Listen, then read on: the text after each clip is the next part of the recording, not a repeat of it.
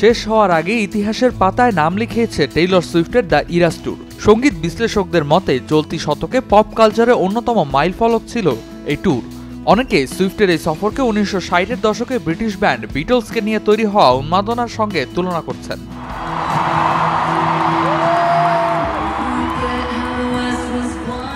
ইরাস tour থেকে গায়িকার আয়ও হয়েছে record পরিমাণ। এই ট্যুর শুরু হওয়ার আগে তার মোট সম্পদের পরিমাণ ছিল $740 মিলিয়ন। প্রথম 57টি শোর পর যা বেড়ে $1.1 বিলিয়ন হয়েছে। টেইলর সুইফটই প্রথম গায়িকা যিনি কেবল সঙ্গীতের আয় থেকে হয়েছেন বিলিয়নিয়ার।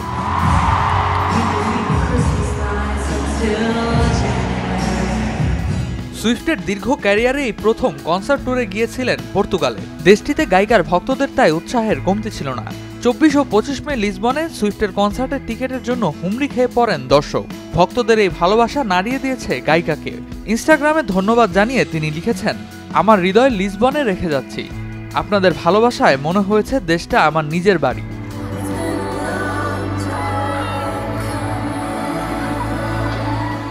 শোনা যাচ্ছে পর্তুগাল সফর শেষে সুইফট যাবেন যুক্তরাজ্যে, লন্ডনের বিখ্যাত ওয়েম্বলি স্টেডিয়ামে। আগামী 21 থেকে 23 জুন, 15 থেকে 17 আগস্ট এবং 19 থেকে 20 আগস্ট মোট 8টি শো করবেন সুইফট। সেই শো নিয়ে এখন থেকেই টিকিটের জন্য হুমড়ি খেয়ে পড়েছেন তার ভক্ত অনুরাগীরা।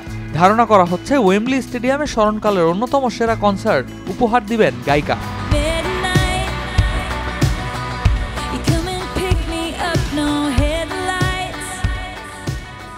যুক্তরাজ্য সফর শেষ করে পোল্যান্ড, অস্ট্রিয়া শো করে নিজের দেশ যুক্তরাষ্ট্রে ফিরবেন তিনি।